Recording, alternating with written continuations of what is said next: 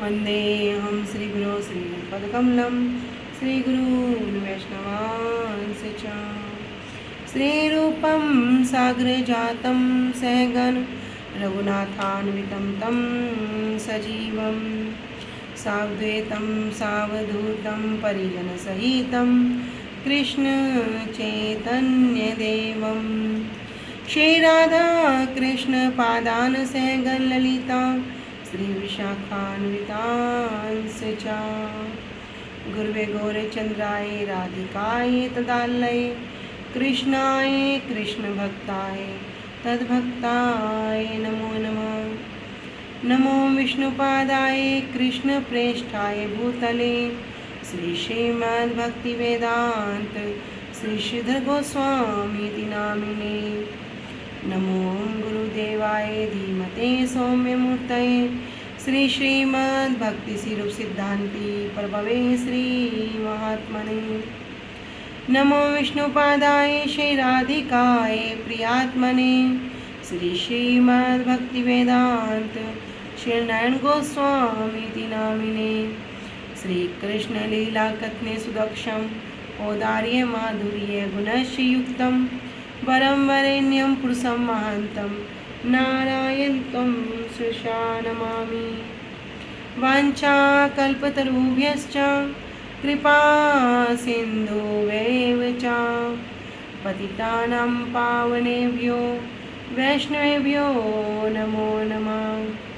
पंचतत्त्वात्मकृष्णं भक्तरूपं स्वरूपकं भक्तावतारं भक्ताख्यं नमामि भक्तशक्तिकं।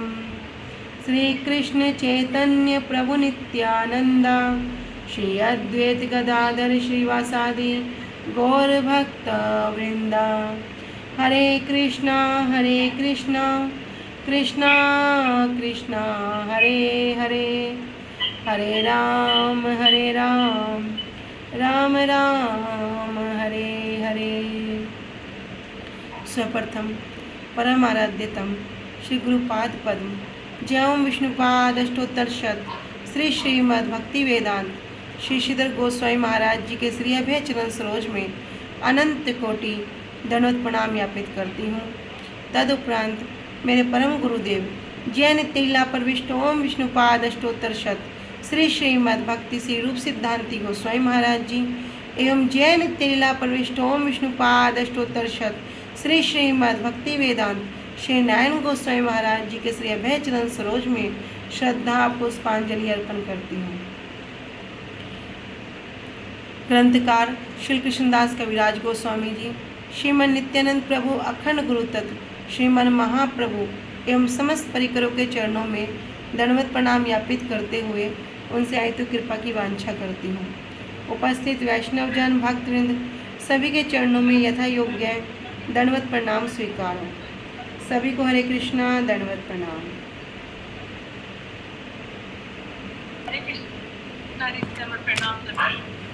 दंडवत प्रणाम सभी को। श्री गुरुदेव की अहेतु की कृपा से हमारा जो ग्रंथ चल रहा है उसका नाम है श्री श्री चैतन्य चैतामृत।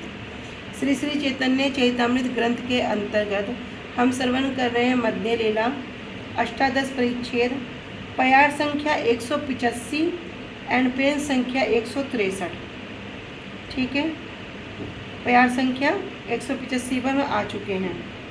तो अब तक हमने श्रवण किया कि बलभद्र भट्टाचार्य जी जब महाप्रभु को अक्रूर घाट जो है उस स्थान से बाहर निकालते हैं तब सनोरिया ब्राह्मण के साथ विप्र के साथ आपस में वार्ता करते हैं कि किस प्रकार महाप्रभु को यहाँ से ले जाया जाए।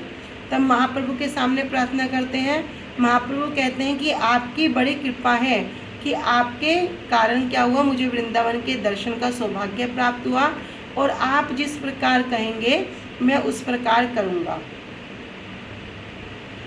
तो 4 लोग महाप्रभु के साथ जा रहे थे।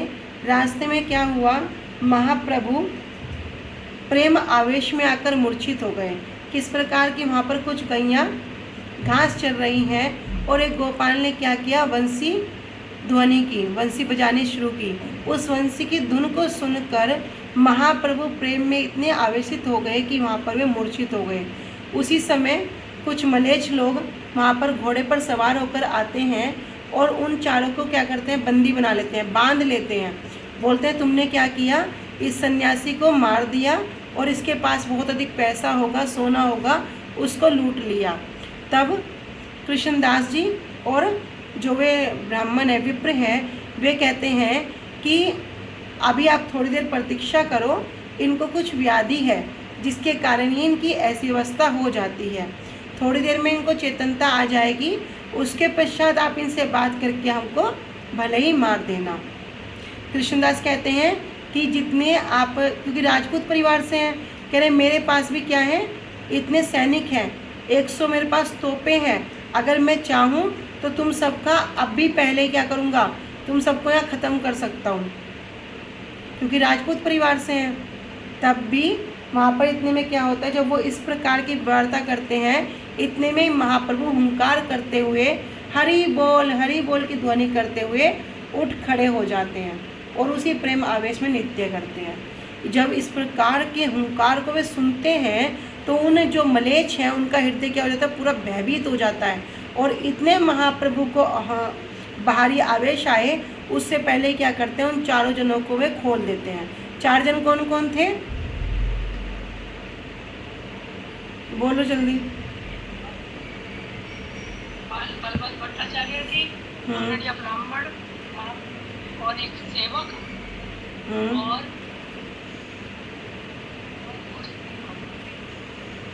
वीरभद्राचार्य, कृष्णदास। हाँ, कृष्णदास, ठीक है। तब क्या करते हैं, महाप्रभु उठ के खड़े होते हैं, तब बलभद्र भट्टाचार्य जी उनको पकड़कर क्या करते हैं, वहाँ पर बिठाते हैं। तब वो जो मलेच्छ हैं वे जो आकर महाप्रभु के चरणों में वंदना करते हैं और क्या कहते हैं, चारों लोग तो ठग हैं, इन्होंने क्या किया, आपको धतूरा खिला दिया जिसके कारण आप पागल हो गए हैं, और आपको पागल करके क्या कर रहे हैं, आपका सारा धन इन्होंने लूट लिया है, इस प्रकार कहते हैं। तब महाप्रभु कहते हैं कि भैया ये लोग ठग नहीं हैं, ये कौन है, ये तो मेरे साथी हैं, मैं तो एक भिक्षुक सन्यासी हूँ, मेरे पास कोई भी धन नहीं है, किंतु मैं क्या होता हूँ, मिर्गी के कारण अभी उस प्रेम आवेश को क्या किया, छिपा दिया। कह रहे व्याधि को बता रहे हैं, कह रहे मैं मिर्गी के कारण क्या हो रहा हूँ, कभी कभी मूर्छित हो जाता हूँ, जिसके लोग क्या करते हैं, चारों मेरे पर कृपा करके मेरा पालन करते हैं। तो कल हमने यहाँ तक श्रवण किया था। अब प्यार संख्या 185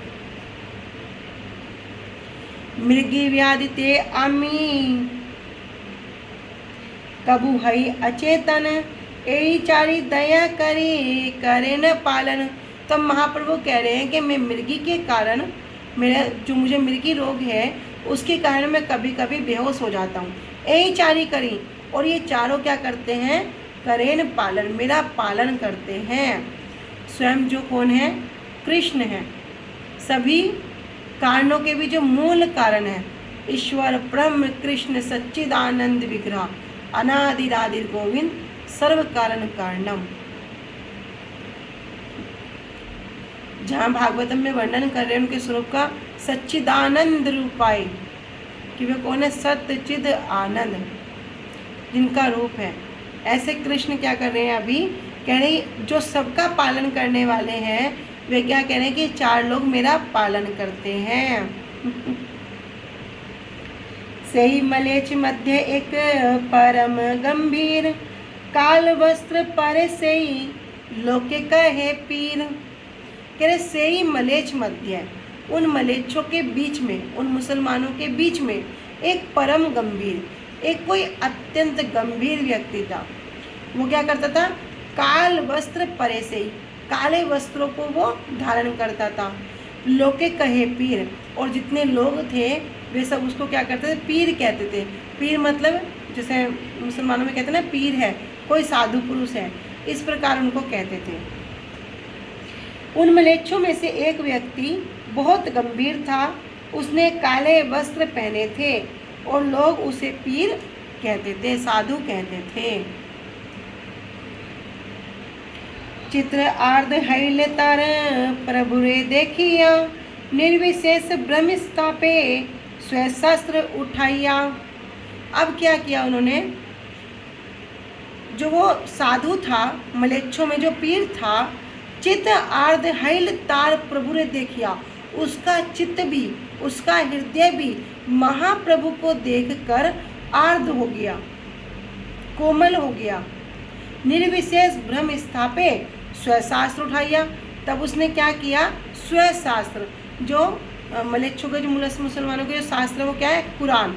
तो उन्होंने कुरान के आधार पर क्या किया, निर्विशेष ब्रह्म की स्थापना करनी चाहिए कि भगवान क्या है, भगवान का कोई रूप नहीं है, भगवान का कोई गुण नहीं है, भगवान की कोई लीलाएं नहीं है, भगवान की कोई विशेषता ही नहीं है, भगवान तो निर्विशेष है। इसी बात की उन्होंने अब स्थापना करनी चाहिए महाप्रभु के समक्ष। तो महाप्रभु को देखकर उस पीर का चित्त द्रवीभूत हो गया। वह अपने शास्त्र के, कुरान के द्वारा निर्विशेष ब्रह्म की स्थापना करने के लिए महाप्रभु से बात करना चाहता था। अद्वैत ब्रह्मवाद से ही करेल स्थापन, तार शास्त्र युक्त तारे प्रभु कैला खंडन।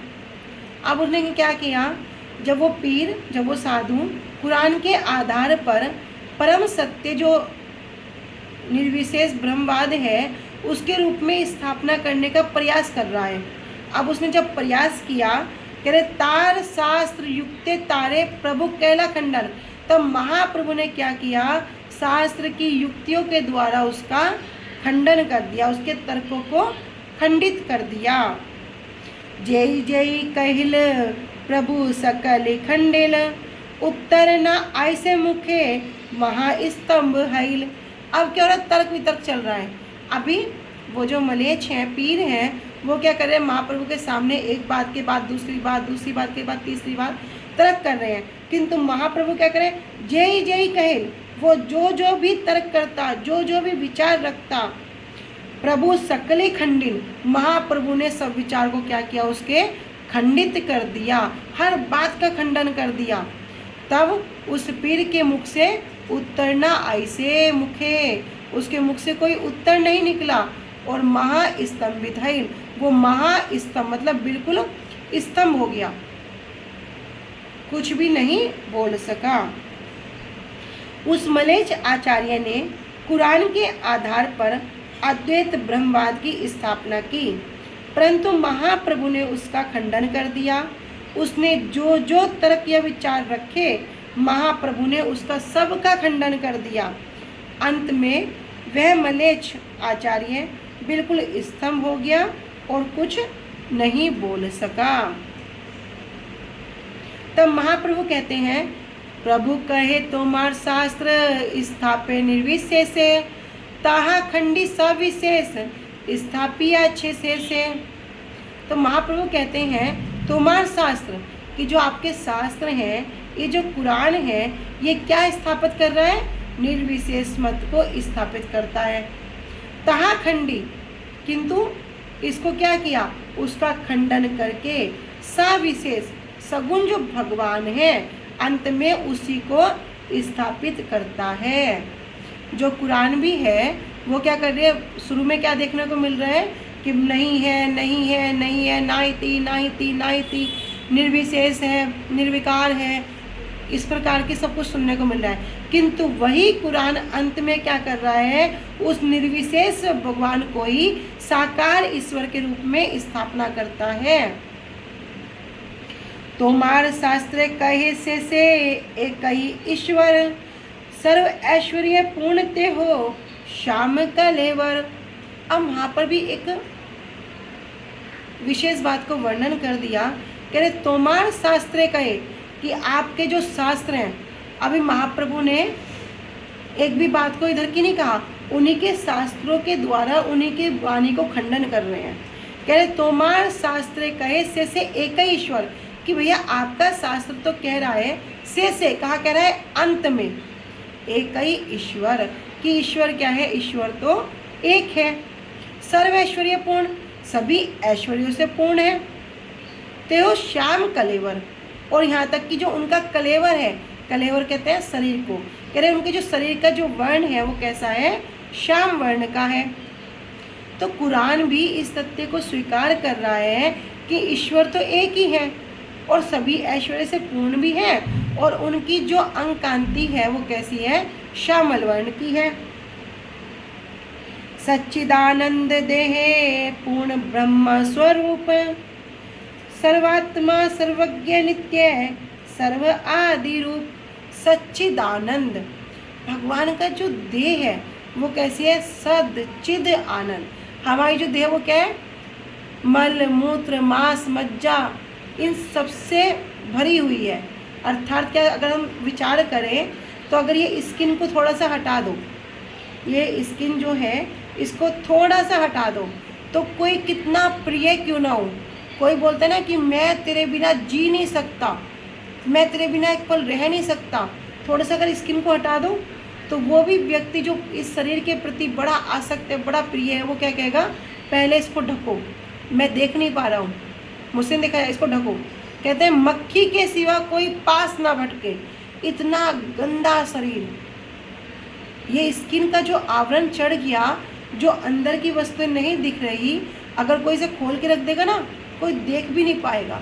लेकिन भगवान का शरीर कैसा, सदचिद आनंद विग्रह, उनका शरीर कैसा है, सदचिद आनंद में देह है, उनका शरीर है इस प्रकार का।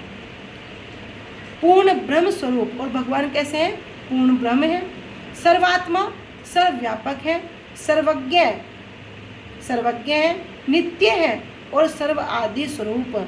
और सभी क्या है, वो जो भगवान है, भगवान का जो मूल रूप है वही क्या है, उनका वास्तविक रूप है, अर्थात वे आकर वस्तु हैं, अर्थात उनसे ही सारी सृष्टि स्थिति प्रलय सब कुछ हुआ है। सृष्टि स्थिति प्रलय ताहा हई तेजहा, स्थूल सूक्ष्म जगतेर तेहो समाश्रया। कह रहे सृष्टि होना, स्थिति होना मतलब पालन करना, और प्रलय मतलब संहार। ताहा हईते हया, सब कुछ कहाँ से होता है, सब कुछ उनसे ही होता है। स्थूल सूक्ष्म जगतेर, स्थूल हो या सूक्ष्म हो, स्थूल मतलब जो दिखाई पड़ रहा है, सूक्ष्म मतलब जो दिखाई नहीं पड़ रहा है। जैसे हम उदाहरण के तौर पे शरीर को ले लेते हैं, शरीर क्या है, 24 तत्वों से बना है। 24 तत्वों में क्या हो गया, 20 तत्व हो गए स्थूल शरीर के, जो हम देखते हैं, ज्ञानेंद्रियाँ कर्मेंद्रियाँ ये जितना भी है, कहते हैं ये 20 तत्व हो गए शरीर के। लेकिन 4 तत्व हो गए सूक्ष्म, जो देख नहीं सकते, वे क्या है, मन बुद्धि अहंकार और चित्त, इनको हम देख नहीं सकते। कह रहे स्थूलो सूक्ष्म हो, चाहे जो देख सकते हो या जिसको नहीं भी देख सकते हो। जगतेर समाश्रय, ऐसे अनेक अनेक ब्रह्मांडों के भी जो क्या है, मूल आश्रय हैं। अनुवाद। महाप्रभु ने कहा, पहले तो तुम्हारे शास्त्र क्या करते हैं, निर्विशेष की स्थापना करते हैं, किंतु अंत में उसी का खंडन करके सविशेष की स्थापना करते हैं। पहले तो कह रहे नहीं है नहीं है नहीं है, किंतु अंत में क्या कह रहे, भगवान तो एक ही है, भगवान सर्व ऐश्वर्य से परिपूर्ण है, भगवान का जो रंग है वो कैसा है, श्याम वर्ण है। तो शुरू में तो मना करते हैं, किंतु अंत में उन्हीं की स्थापना करते हैं। तुम्हारे शास्त्र में अंत में एक ही ईश्वर की बात कही गई है, वे ईश्वर सब प्रकार के ऐश्वर्यों से परिपूर्ण हैं और उनका शरीर श्याम वर्ण का है। तो वे ईश्वर सब प्रकार के ऐश्वर्य से परिपूर्ण हैं और उनका शरीर श्याम वर्ण का है। उनकी देह सच्चिदानंद है, वे पूर्ण ब्रह्म स्वरूप हैं, सर्वात्मा हैं, सर्वज्ञ हैं, नित्य और सबके आदि स्वरूप हैं। आदि स्वरूप मतलब सभी कारणों के भी जो मूल कारण हैं। उन्हीं के द्वारा सृष्टि स्थिति और प्रलय होती है। जगत की सृष्टि होती है, पालन होता है और संहार होता है। वे स्थूल और सूक्ष्म जगत के वास्तविक आश्रय हैं। स्थूल जो दिख रहा है, सूक्ष्म जो नहीं दिख रहा है, उसके भी जो वास्तविक जो आश्रय है वे कौन है, भगवान हैं। अमृत प्रभा भाष्य में श्री भक्ति विनोद ठाकुर जी कह रहे हैं, स्वशास्त्र किसका? जो मलेश लोग हैं, उन मलेश लोगों में उनका जो शास्त्र है वो क्या है? कुरान। मुसलमानों में सूफी नामक एक संप्रदाय है, इनका मत ही निर्विशेष ब्रह्म अथवा अद्वैत ब्रह्मवाद है। इनका महावाक्य क्या है? अनलहक। यह सूफी मत सांकर मत से उत्पन्न हुआ है। तो कहाँ से आया ये भी वर्णन कर दिया, शंकराचार्य जी के मत से आया है, इसमें कोई भी संदेह नहीं है। तुम्हारे मोहम्मद के शास्त्रों में मोहम्मद के सप्तम स्वर्ग में ईश्वर के दर्शन के वर्णन में ईश्वर के पूर्ण विग्रह को स्वीकार किया गया है। महाप्रभु ने कहाँ तक बता दिया कि तुम्हारे इस शास्त्र में, इस अध्याय में यहाँ पर क्या किया है? ईश्वर के पूर्ण विग्रह को स्वीकार किया है। जब तुम्हारे शास्त्र में विग्रह को स्वीकार किया है, फिर तुम आकर जो बोल रहे हो कि भगवान निर्विशेष है, भगवान निराकार है, भगवान के अंदर कोई विशेषता नहीं है, उनका कोई नाम रूप गुण लीला नहीं है, फिर कैसे संभव होगा? तो महाप्रभु क्या करते हैं? उन्हीं की शास्त्र की वाणी के द्वारा उन्हीं की बातों को खंडन कर देते हैं। तब वो जो पीर है, जो साधु है, वो भी स्तंभ हो जाता है। सर्वश्रेष्ठ सर्व आराध्य कारणेर कारण तार भक्त है जीवे रे संसार तारण। कह रहे सर्वश्रेष्ठ भगवान क्या है? परम व सत्य वस्तु, सर्व आराध्य, सभी के द्वारा जो आराधना की जाती है, सभी के जो आराध्य देव हैं। कारणेर कारण, सभी कारणों के भी जो मूल कारण है। कहते ना कि ब्रह्मा जी का भी कोई कारण है, कह रहे हाँ ब्रह्मा जी का भी कोई कारण है। इससे ऊपर जाएंगे, कह रहे संकर्षण का भी कोई कारण है, कह रहे संकर्षण का भी कोई कारण है बलदेव प्रभु, कह रहे बलदेव प्रभु का भी कोई कारण है, कह रहे बलदेव प्रभु का भी कोई कारण है कृष्ण, कह रहे कृष्ण को, कह रहे भैया कृष्ण का कोई कारण नहीं है, वही क्या है? मूल कारण है।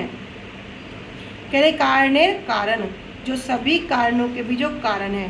तार भक्ते है जीवेर संसार तारण, यदि कोई उनकी भक्ति करता है, जो टॉप मोस्ट लेवल है, यदि कोई उनकी भक्ति करेगा तब क्या होगा? जीवेर संसार तारण, तब उस जीव का इस संसार से तारण उद्धार हो जाएगा। अर्थात वो जो जीव इस भव सागर में फंसा हुआ है, वो इस भव सागर से, इस भव बंधन से छूट जाएगा। तार सेवा बिना जीवेरे ना जाए संसार, ताहारे चरणे प्रीति पुरुषार्थ सार। तार सेवा बिना जीवे ना जाए संसार, कह रहे तार उनकी किसकी? भगवान की, जो क्या है? सभी कारणों के भी जो कारण है, उनकी सेवा के बिना जीवे ना जाए संसार। जीव का ये संसार, ये भौतिक बंधन खत्म नहीं होता, समाप्त नहीं होता। ताहार चरणे प्रीति पुरुषार्थ सार, और यदि किसी जीव की उनके चरण कमलों में प्रीति हो जाए, प्रेम हो जाए, तब क्या होगा? पुरुषार्थ सार, सभी पुरुषार्थ का वो क्या होगा? सार वस्तु, जो क्या है? भगवत प्रेम। तो 4 पुरुषार्थों के नाम हम श्रवण करते हैं सभी ग्रंथों के माध्यम से। धर्म, अर्थ, काम और मोक्ष, ये 4 पुरुषार्थ हैं। परंतु जब श्रीमद् भागवतम को हम श्रवण करते हैं तो उसमें क्या किया? इन 4 को भी बाहर निकाल दिया। इन 4 का भी कोई स्थान नहीं है। इसलिए कहते हैं ना, धर्मः प्रज्जित केतव अत्रो परमो निर्मत सारनाम सताम। इनको भी क्या बता दिया? केतव बता दिया, कपट बता दिया। तो वहाँ पे इन 4 का भी स्थान नहीं है। इसलिए श्रीमद् भागवतम क्या है? पंचम पुरुषार्थ। और वो पंचम पुरुषार्थ क्या है? भगवत प्रेम। प्रेम ही पंचम पुरुषार्थ है। कह रहे ताहारे चरण प्रीति, और जिनकी उन भगवान के चरणों में प्रीति हो जाएगी तभी क्या होगा? वो पुरुषार्थ सार, उस पुरुषार्थ का भी जो सार वस्तु है, जो पंचम पुरुषार्थ है भगवत प्रेम, वो उसको प्राप्त कर लेगा। वे ईश्वर सर्वश्रेष्ठ, सभी के आराध्य तथा सभी कारणों के भी कारण हैं। उनकी भक्ति से जीव संसार से तर जाता है और उनकी सेवा के बिना बद्ध जीवों का संसार क्षय नहीं होता। उन्हीं ईश्वर के चरणों में प्रीति ही सभी पुरुषार्थ का सार है। अमृत प्रभा भाष्य। श्रील भक्ति विनोद ठाकुर जी वर्णन कर रहे हैं कि उन ईश्वर की इबादत अर्थात 5 समय नमाज आदि सेवा नहीं करने से, मुसलमानों में देखना कि वे क्या करते हैं, 5 समय नमाज पढ़ते हैं, नहीं करने से जीव को पुरुषार्थ की प्राप्ति नहीं होती। तुम्हारे शास्त्र में प्रीति को ही पुरुषार्थ कहा गया है। किसको कह रहे हैं? प्रेम को ही पुरुषार्थ कहा गया है। उसमें कर्म योग, ज्ञान योग आदि को स्थापित करके अंत में उसका खंडन करके ईश्वर की इबादत अर्थात सेवा की श्रेष्ठता ही स्थापित हुई है। समझ में आया? कह रहे जो 5 समय नमाज नहीं करेगा वो क्या होगा, उसको पुरुषार्थ की प्राप्ति नहीं होगी। तो तुम्हारे शास्त्रों में भी क्या बताया, धर्म को बड़ा नहीं बताया, अर्थ को बड़ा नहीं बताया, काम को नहीं बढ़ाया, मोक्ष को नहीं बताया, वहाँ भी प्रीति को ही पुरुषार्थ कहा गया है। जो पंचम पुरुषार्थ है प्रेम को ही कहा गया है। तब क्या किया, पहले कर्म योग, ज्ञान योग आदि सबका खंडन करके अंत में क्या किया, उसी परमपिता ईश्वर की इबादत करने की, उन्हीं की सेवा करने की श्रेष्ठता को वहाँ पर स्थापित किया है। मोक्ष आदि आनंद जार नाहे एक कन, पूर्णानंद प्राप्ति तार चरण सेवन। मोक्ष आदि, अगर किसी से पूछो संसार में भैया क्या क्या चाहिए, बस मुक्ति हो जाए, क्योंकि इससे आगे जानते ही नहीं है। लेकिन भक्त लोगों से कोई कहे मुक्ति ले लो, कहते पीछे रहो, मुक्ति भी नहीं चाहिए। मुक्ति भी क्या करते हैं, भक्तों के चरणों में दंडवत करती हैं, प्रणाम करती हैं, कभी हमें मांगे और कब हम इनको दे दें, नहीं होता। कह रहे मोक्ष आदि आनंद जार नाहे एक कर। तो जो मोक्ष आदि हैं, जो 5 प्रकार की मुक्ति हैं, सालोक्य, सामीप्य, सायुज्य, सारूप्य और सारष्टि, ये जो 5 प्रकार की जो मुक्ति हैं, कह रहे मोक्ष आदि आनंद जार नाहे एक कन। भैया उस आनंद का, किस आनंद का, जो भगवान के चरणों की सेवा करता है, उस पूर्ण आनंद के एक कण के समान भी मुक्ति में आनंद नहीं है। ईश्वर में सायुज्य मोक्ष का आनंद उनके चरणों की सेवा से प्राप्त पूर्णानंद के एक कण के समान भी नहीं है। कर्म ज्ञान जोग आगे करीला स्थापन, सर्वखंडी स्थापे ईश्वर ताहार सेवन। करे कर्म सकाम कर्मों को, ज्ञान को, योग को आगे करिया स्थापन, आगे क्या आरंभ में उन्होंने स्थापित किया, किंतु सब खंडी स्थापे और सबको खंडन करके अंत में क्या कर रहे हैं, स्थापन क्या किया, ईश्वर भगवान को स्थापन किया और ताहार सेवन उनकी सेवा को ही स्थापित किया। श्रीमद् भागवतम के अंतर्गत जब कोई कहीं मुक्ति शब्द का प्रयोग भी हुआ है तो समझ लेना ये मुक्ति है 5 प्रकार की मुक्ति नहीं है। सालोक्य, सामीप्य, सारूप्य, सायुज्य, सारष्टि, ये 5 प्रकार की मुक्ति नहीं है। वहाँ मुक्ति का अर्थ क्या है, मुक्तिर हित्वा अन्यथा रूपम स्वरूपेण प्रतिष्ठिति, अपने वास्तविक स्वरूप में प्रतिष्ठित होना ही मुक्ति है। तो इसलिए श्रीमद् भागवतम के अंतर्गत धर्म अर्थ काम मोक्ष ये सब क्या कर दिए, हटा दिए। वहाँ पर किसी प्रकार का कोई कैतव नहीं है। कैतव अर्थात कपट, छल। तुम्हारे शास्त्र पुराण में पहले कर्म ज्ञान योग की स्थापना की गई है, परंतु अंत में इन सब का खंडन करके सविशेष ईश्वर और उनकी सेवा को ही स्थापना की गई है। तोमार पंडित सवार नहीं शास्त्र ज्ञान, पूर्वा पर विधि मध्य पर बलवान। अरे महाप्रभु कह रहे हैं तुम्हार पंडित सवार नहीं शास्त्र ज्ञान, कि तुम्हारे संप्रदाय में जितने पंडित हैं, जितने विद्वान पुरुष हैं, ना ही शास्त्र ज्ञान, उन सबको शास्त्रों का ज्ञान नहीं है। पूर्व अपर, पहले और बाद में, पूर्व और पर अर्थात पहले फिर बाद में, विधि मध्य, जो विधि विधान बता दिया उसके मध्य में जब कोई निर्णय लेना हो तो क्या होगा, पर बलवान, पर मतलब जो अंतिम निर्णय होगा वही बलवान होगा। मतलब पहले कोई बात कही, किसने बोल दिया वहाँ जाकर कुछ सामान ले आओ, तो ठीक है वो जाने के लिए तैयार हुआ, लेकिन बाद में क्या बोले, नहीं नहीं अब काम हो गया, अब जाने की आवश्यकता नहीं है, तो कौन सी बात को माना जाएगा कि अब जाने की आवश्यकता नहीं है, इसका मतलब नहीं जाना। तो जो बाद में बात कही गई है वही क्या होगी, बलवान हो गई। तो यहाँ पर भी कह रहे हैं कि पूर्वा पर विधि मध्य पर बलवान, कि जो पहले बात कही गई है उसका कोई महत्व नहीं है, किंतु जो पर, जो अंतिम निर्णय है उसको ही बलवान मानना चाहिए। निज शास्त्र देखी तुम्हें विचार करिया, की लिखी अच्छे से कहा निर्णय करिया। अभी महाप्रभु उन पीर से कह रहे हैं कि निज शास्त्र देखी, आप क्या करो, आप अपने शास्त्र को देखो, फिर क्या करो, तुम ही विचार करिया, फिर उसमें जो कुछ लिखा है उसी के आधार पर आप विचार करो। की लिखिया छे से कहा निर्णय करिया, से मतलब शेष में, अंत में क्या लिखा है उस पर ही आप फिर निर्णय करना। तुम्हारे पंडितों को शास्त्र ज्ञान नहीं है। वास्तव में पूर्व, पहले वाली, और पर, बाद वाली विधि से पर विधि ही बलवान होती है।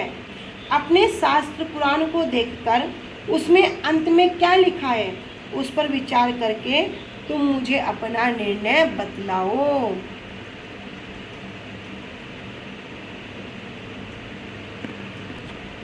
तो कह रहे हैं, उस मलेच्छ आचार्य जी ने कहा कि आप जो कह रहे हैं वही सत्य है। मलेच्छ कहे जय कहे से ही सत्य है, शास्त्र लिखी अच्छे कहे लयते ना पारे। कह रहे जय कहे से ही सत्य है। तब वे महाप्रभु से कहते हैं कि आप जो भी कह रहे हैं वही बात सत्य है। शास्त्र लिखी अच्छे कहे लयते ना पारे, कि हाँ शास्त्रों में, पुराण में ऐसा ही लिखा है, किंतु हमारे जो पंडित लोग हैं ना तो उसे समझते हैं, और अगर समझते भी हैं तो स्वीकार नहीं करते हैं। निर्विशेष गोसाई लैया करे न व्याख्यान, साकार गोसाई सेव्य कारो ना ही ज्ञान। तो क्या करते हैं, निर्विशेष गोसाई, तो निर्विशेष भगवान लैया करें व्याख्यान, निर्विशेष को ही लेकर वे व्याख्या करते हैं, वर्णन करते हैं। साकार गोसाई, भगवान का साकार रूप जो पूजनीय है, सेव्य कारो नहीं ज्ञान, उसका उनको सेवा का कोई भी ज्ञान नहीं है। निर्विशेष ईश्वर को लेकर ही सभी कुरान की व्याख्या करते हैं, किंतु ईश्वर साकार तथा सेव्य हैं, इसका किसी को भी ज्ञान नहीं है। भगवान क्या है, भगवान सेव्य वस्तु है, हम क्या है, हम सेवक हैं। जीव कभी भी भगवान नहीं हो सकता। जीव चाहे अपनी मुक्त अवस्था में हो चाहे बद्ध अवस्था में हो, जीव हमेशा जीव ही रहेगा।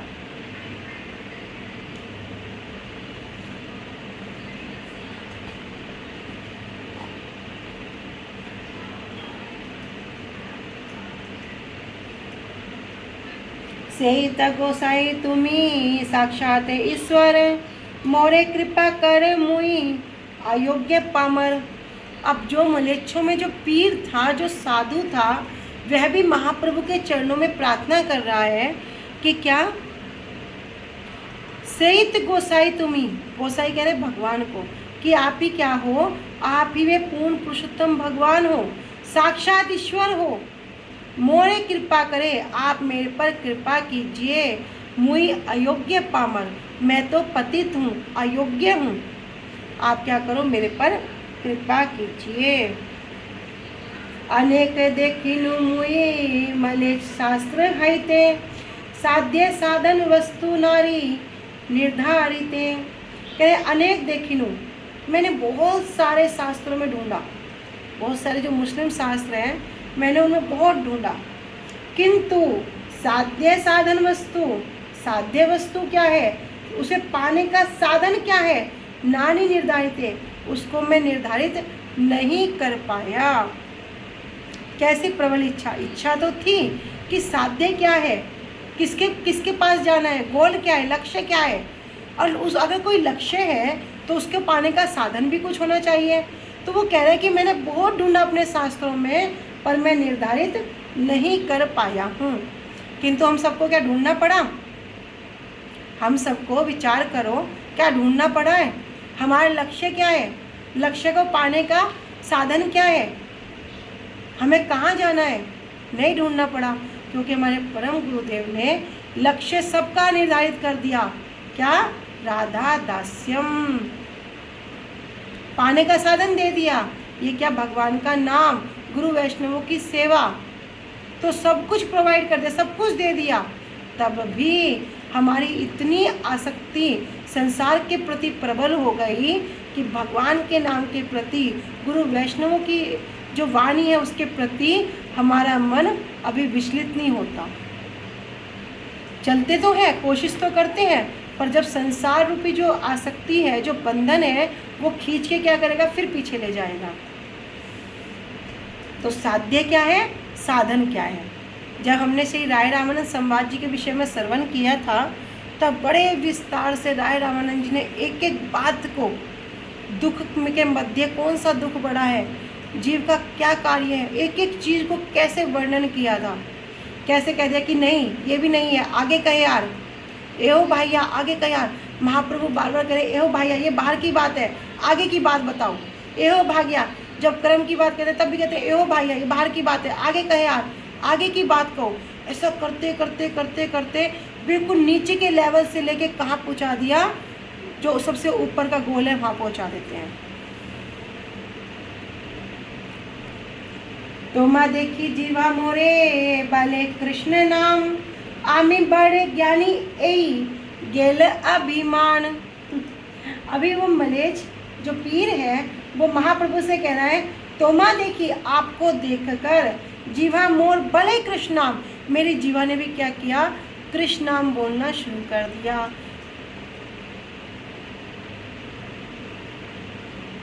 कि अब आपको देखकर मेरी जीवा क्या कर रही है, कृष्ण नाम का कीर्तन कर रही है। क्या नाम, हरे कृष्ण कृष्ण कृष्ण हरे हरे, हरे राम राम राम हरे हरे। और कह रहे आमी बड़ ज्ञानी ए गेल अभिमान, और जो मेरा मिथ्या अभिमान था, क्या था कि मैं बड़ा विद्वान हूँ, मेरा ये अभिमान भी गेल मतलब चला गया, झूठा अभिमान भी मेरा चला गया। कृपा करी बल मोरे साध्य साधने, एत बलि पड़े महा प्रभु रे चरणे। कृपा करी, आप मेरे पर कृपा करो, बल मोरे साध्य साधने, आप मुझे बताओ कि साध्य वस्तु क्या है, साधन क्या है, उस साध्य वस्तु को पाने का साधन क्या है। एत बलि पड़े महाप्रभु, इतना कहकर वो पीर, वो जो साधु था, जो मलेच्छ था, वो महाप्रभु के चरणों में गिर पड़े। ठीक है, आज हम यहीं तक श्रवण करेंगे, आगे कल। वांछा कल्पतरुभ्यश्च कृपा सिन्धुभ्येव च पतितानां पावनेभ्यो वैष्णवेभ्यो नमो नमः। श्री गुरुदेव की जय। अनंत कोटि वैष्णव वृंद की जय। निताई गौर प्रेमानंदे, हरि हरि बोल।